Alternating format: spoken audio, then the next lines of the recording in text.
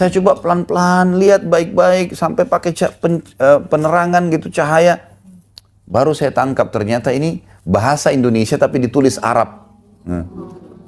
Isinya itu begini. Nah kebanyakan rezeki-rezeki, nikmat-nikmat Allah hilang dari kita justru karena masalah seperti ini. Bismillahirrahmanirrahim. Ustaz, tolong lihat Ustaz. Tadi Ustaz jelaskan masalah hanya tulisan-tulisan, tuannya wirid-wirid yang tidak sesuai dengan ajaran Nabi nih. Dilihatkan sama saya, tulisan itu sudah butek sekali, sudah sangat tua gitu ya. Coklat tua sudah lama, mungkin bertahun-tahun ditempel. Coba Ustaz baca, saya nggak ngerti. Memang bahasa Arab. Tapi anehnya, saya pun 7 tahun sekolah di Madinah, tiap hari baca buku bahasa Arab, saya nggak bisa baca. Saya coba baca, apa ini? Gitu. Insya Allah dengan izin Allah tanpa baris pun saya bisa baca, karena sudah belajar itu. Tapi ini kok saya nggak ngerti. Saya coba pelan-pelan, lihat baik-baik, sampai pakai penerangan gitu, cahaya. Baru saya tangkap ternyata ini bahasa Indonesia tapi ditulis Arab. Isinya itu begini. Nah kebanyakan rezeki-rezeki, nikmat-nikmat Allah hilang dari kita justru karena masalah seperti ini. Tapi kita nggak sadari. Tawassul artinya menjadikan perantara antara kita dengan Allah. Ada tawassul yang pertama namanya mahmuda. Mahmuda artinya terpuji. Boleh dilakukan. Dan yang kedua tawassul madhmuma. Maksudnya tawassul yang dilarang. Tawassul mahmud, tawassul yang terpuji, itu ada 3 hal yang boleh ibu-ibu lakukan. Jadi tadi ada 2 macam tawassul, yang terpuji, tawassul mahmud, dan ada tawassul yang tidak terpuji atau tercela namanya mazmum. Ya. Tawassul mahmud yang terpuji ada 3 hal. Yang pertama, bertawassul dengan nama-nama dan sifat-sifat Allah. Seperti misalnya ibu mengatakan, Ya Ghafur, wahai zat yang maha pengampun, igfirli, ampunilah aku. Ini kita bertawassul namanya. Kita sedang menjadikan nama Allah perantara antara kita dengan Allah. Masuk dalamnya semua doa, semua zikir yang pernah disebutkan dalam Al-Quran dan juga oleh baginda Nabi SAW. Seperti misalnya doa-doa ruqyah, doa-doa yang digunakan untuk berobat, ya. Itu semua masuk dalam itu tawassul namanya.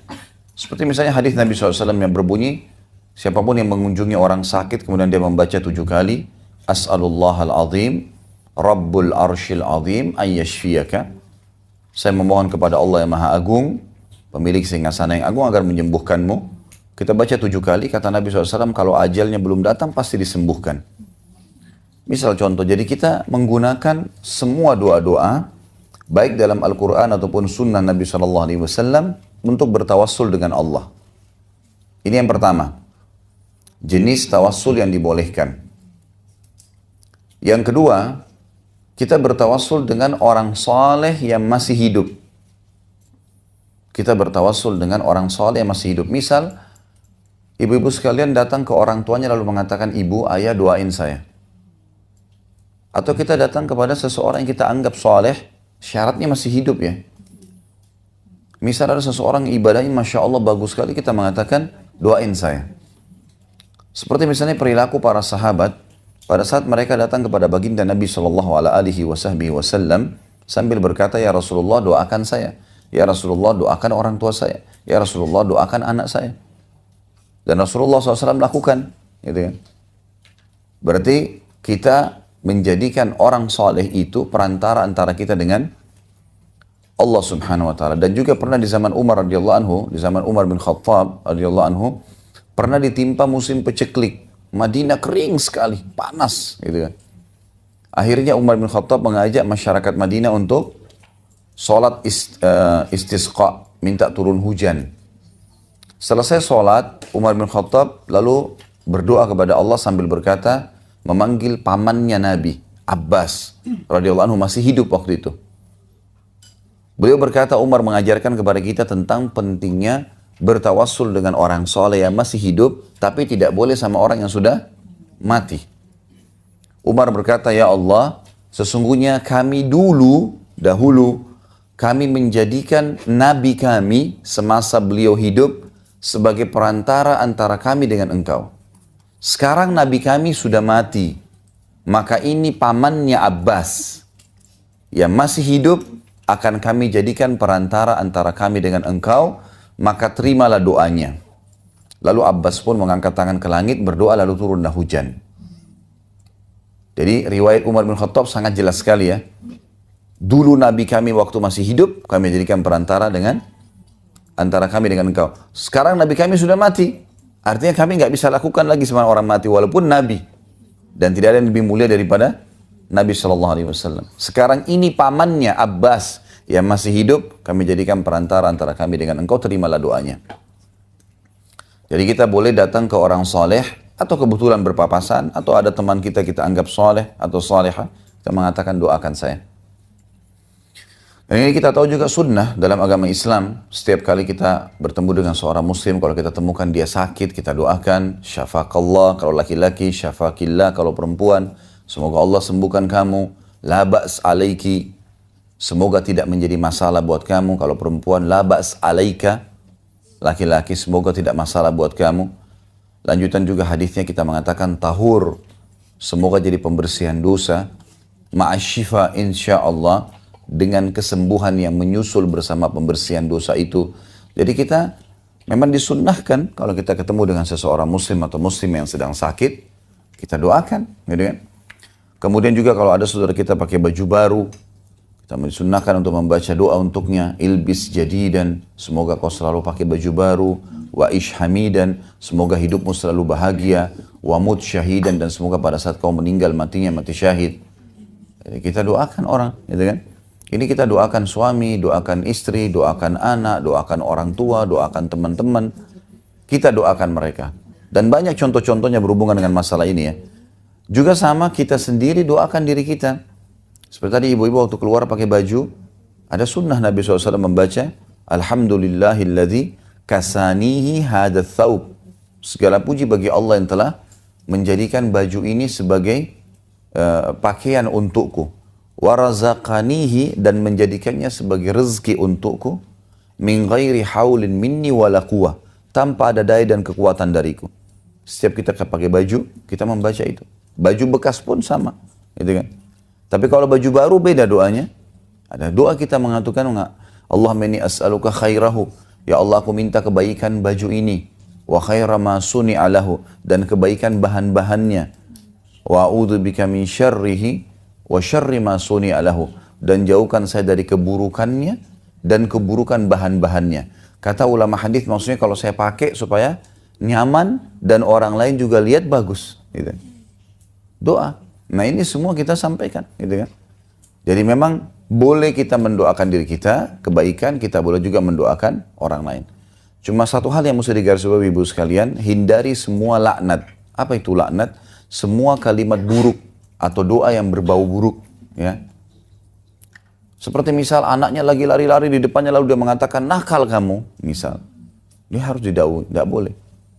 Atau ban mobilnya atau ban motornya pecah, sial, misal. Atau orang berumah tangga lalu dia mengatakan musibah saya nikah dengan kamu. Nah, loh ya, menyesal saya menikah sama kamu. Ini nggak boleh semuanya. Ya, kalau ini bapak ibu-ibu pernah lakukan, minta kepada Allah istighfar khusus untuk kalimat-kalimat itu. Di antara doa mulia kita mengatakan, ya Allah, aku beristighfar padamu dari semua kalimat doa buruk yang pernah aku ucapkan. Baik untuk diriku, untuk pasanganku, dan untuk anak-anakku. Karena kadang-kadang terjadi dari kita. Kita tidak tahu itu. Makanya harus hindari. Apalagi subhanallah ada orang yang tidak bisa kontrol lisannya. Semua doa sembarangan keluar dari mulutnya. Semua jadi doa. Makanya kata Nabi SAW, jangan kalian doakan buat diri kalian, pasangan kalian, keturunan kalian, dan harta kalian keburukan. Harus kita ucapkan yang baik semua. Di antara doa yang baik adalah berikan hidayah, mudahkan ya Allah, berkahi ya Allah, semuanya kebaikan. Kita ucapkan kalimat itu. Juga termasuk dalam masalah doa ini, hati-hati dengan syamata. Syamata yang berarti menghina dan menjatuhkan orang lain. Hati-hati dengan ini. Seperti misal ibu baru pakai mobil baru, Tiba-tiba dengan hikmah Allah di sebelah kita lewat mobil tahun 80-an. Atau mungkin tahun 90. Pasti syaitan pertama sekali membisikkan di benak kita, jelek ya mobilnya. Tua. Apa sajalah. Hindari itu. Lawan. A'udzubillahi minasyaitonirrajim. Ya Allah, mudahkan supaya dia ganti mobil baru. Ucapkan yang baik. Karena ini bahaya, ya. Sampai Umar bin Khattab, pernah saya sebutkan itu ya, berkata, kalau ada seorang ibu hamil lewat di depanku, lalu aku berkata, ih perutnya besar ya, misal, maka aku khawatir Allah mengganti aku yang hamil. Bisa difaham pesannya, pesan keimanan yang kita lihat di sini. Artinya bisa saja Allah malah memindahkan masalah orang itu ke kita. Ih miskin sekali ya, ih kotor sekali ya, ih jorok sekali ya, ini semua nggak boleh. Kita balik doanya, ya Allah mudah-mudahan engkau ubah mereka menjadi bersih. Ya Allah begini, doakan kebaikan, karena berbahaya. Sampai sebagian mereka berkata, ada satu orang salaful ummah dulu, dari tabi'in, dia bilang, saya pernah di masjid sholat, kemudian ada satu orang masuk. Orang ini sholatnya khusyuk sekali, luar biasa sholatnya. Sujudnya, sampai orang itu dalam sujud menangis. Lalu saya bilang dalam diri saya, kayaknya riya deh orang ini. Dia bilang gitu. Saya cuma bilang di dalam hati saya, kayaknya riya orang ini. Dia bilang semenjak itu 1 bulan saya nggak bisa nangis. Allah haramkan saya dari nangis, nggak bisa nangis. Padahal dia sering nangis kalau baca Quran. Hilang nangisnya itu. Gara-gara dia anggap remeh orang saja. Ini bahayanya. Nah kebanyakan rezeki-rezeki, nikmat-nikmat Allah hilang dari kita justru karena masalah seperti ini. Tapi kita nggak sadari. Karena Allah itu maha pengasih dan maha penyayang. Maka kita harus hati-hati. Selalu ucapkan kalimat-kalimat yang baik. Ya, dalam kondisi kita emosi pun selalu ucapkan kebaikan. Yang paling baik kalau kata ulama kita ucapkan setiap ada berita. Ini saya mau sampaikan berita kalau teman-teman kita bilang seperti itu ya. Kita selalu menyambut khairan insyaallah. Khairan insyaallah, semoga Allah jadikan baik. Walaupun itu misalnya berita tentang kematian, berita khairan insyaallah. Mudah-mudahan Allah jadikan kebaikan. Itu termasuk anjuran para ulama untuk diucapkan. Jadi ini termasuk bertawassul yang boleh ya. Meminta doa kepada orang soleh yang masih hidup. Juga termasuk mendoakan diri kita sendiri. Tapi jauhi semua laknat atau doa buruk. Dan jauhi penganggap remeh terhadap orang lain. Jelas ya? Ya, karena ini pasti ibu-ibu coba jeli melihat setiap ada sesuatu yang buruk atau kekurangan depan mata kita, pasti yang syaitan bisikin itu penghinaan. Karena memang dia tahu itu celah supaya kitanya yang celaka. Jadi sederhana sekali dia pakai cara seperti itu. Dia tunggangi apa yang sudah menjadi sunnatullah di hadapan kita. Nah, jadi kadang-kadang seperti itu. Makanya di antara doa tadi saya bilang yang bagus adalah kita minta. Kalau perlu kita minta, ya Allah, kalau seandainya ada sesuatu yang pernah hamba lakukan, ucapkan, perilaku yang salah, yang bisa menghalangi kebaikan-kebaikan yang datang darimu, gitu kan? Kebaikan berhubungan rumah tangga, kebaikan anak-anak, kebaikan apa saja harta, maka ingatkanlah ya Allah dan ampunilah. Kadang-kadang mungkin kita tiba-tiba teringat, oh kita pernah utang sama orang nih. Kayaknya itu pernah saya ambil barangnya nih, belum pernah. Atau pernah saya gosipin orang ini, atau pernah saya lakukan ini, kita jadi teringat. Segera langsung selesaikan. Telepon minta maaf ya, saya pernah kayaknya ucapin begini, tolong minta maaf. Jadi kalau kita meninggal aman, nggak ada musuh hari kiamat. Ya. Dan kita masing-masing individu harus muhasabah itu. Harus kita sendiri yang bermuhasabah, kita sendiri yang mengambil keputusan itu. Karena tidak bisa berubah seseorang kecuali dirinya sendiri yang memulainya. Walaupun 1000 orang menasihatin, tidak akan bisa kecuali dia sendiri yang memulainya. Ini tawassul yang kedua. Kita masuk tawassul yang ketiga yang dibolehkan. Apa yang disebutkan di dalam hadis yang baru kita baca. Bertawassul dengan amal saleh. Nah, khusus untuk poin ini, nanti akan kita masuk ke dalam hadisnya ya. Tulis saja tawassul dengan amal saleh. Nanti akan saya kembali ke poin ketiga ini. Itu sebenarnya inti bahasan kita. Namun sebelumnya kita pindah ke tawassul yang mazmum tadi. Tawassul yang dilarang, yang tercelah. Yang pertama, bertawassul dengan nama-nama syaitan. Ya. Doa-doa yang tidak jelas. ngarang-ngarang ya. Seperti pernah saya dapat di Irian waktu saya pergi dakwah di sana tahun kalau tidak salah 2003. Kemudian saya masuk ke salah satu daerah, banyak muslimin dan pengusaha, mereka Masya Allah sukses rata-rata. Waktu saya tinggal di sana sekitar 9 hari di salah satu perkampungan dan saya ceramah, ada satu pengusaha dipanggil saya, Ustaz tolong ke rumah saya sebentar. Baiklah, saya datang ke situ. Kemudian dia bilang, ini orang tua saya dulu tempel kertas ini, ada kertas ditempel di belakang pintu kamarnya dia di tokohnya itu. Tokohnya memang sulit untuk difahami ya, di satu perkampungan di Irian bisa 1 bulan sekian miliar gitu omsetnya. Ya. Jadi rata-rata orang muslim sana kaya-kaya. Kenapa? Karena orang asli Irian mereka cari kayu gaharu di hutan, terus mereka barter dengan barang-barang. Kayu gaharu mahal, gitu kan? Per kilonya bisa 10 juta, bisa 15 juta, bisa 20 juta. Nah, ini dibarter sama barang. Mereka beli semua. Jadi, dan orang-orang muslim yang punya toko-toko ini rata-rata mereka muslim memang yang buka toko. Itu ngambil barang dari kapal-kapal yang datang dari Jawa. Itu jatuh tempo. Mereka seminggu, 2 minggu baru bayar. Kapal datang yang kedua baru bayar. Jadi mereka punya uang banyak. Gitu.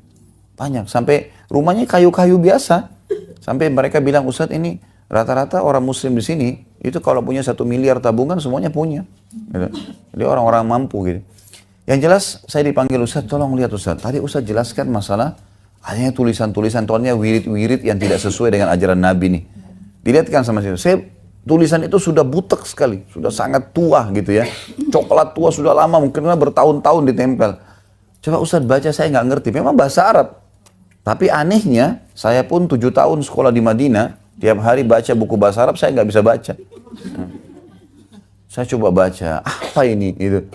Insya Allah dengan izin Allah tanpa baris pun saya bisa baca, karena sudah belajar itu. Tapi ini kok saya nggak ngerti. Saya coba pelan-pelan, lihat baik-baik, sampai pakai penerangan gitu, cahaya. Baru saya tangkap ternyata ini bahasa Indonesia tapi ditulis Arab. Isinya itu begini. Ini adalah nama-nama 7 orang Ashabul Kahfi. Disebutkan namanya si fulan, si fulan, si fulan, si fulan, si fulan. Dan ini nama anjingnya. Siapa yang menempel ini di rumahnya, tidak akan masuk pencuri. Usahanya akan maju dan seterusnya. Ini dari mana pernah Nabi? Nabi tidak pernah ajarkan pakai namanya 7 orang Ashabul Kahfi. Bahkan kita tidak pernah disebutkan namanya siapa. Dari mana nih orang karang-karang nih? Cuma karena kita nggak ngerti, ini tulisan Arab, oh berarti bagus nih. Nah, berarti tulisan Arab gitu kan. Nah ini salah. Kalau dukunnya orang Arab, dia tulis bahasa Arab. Gitu. Harus paham itu. Gitu kan. Lah iya. Jadi jangan sampai salah. Nah ternyata kertas itu ditulis dan ditempel. Maka saya bilang ini nggak bisa. Ini termasuk syirik kepada Allah. Nggak boleh ini wirid-wirid yang tidak pernah ada ajarannya. Dicabut, musnahkan, dibakar. Ya. Saya juga punya pengalaman yang lain di rumah kakak saya sendiri waktu itu di Makassar.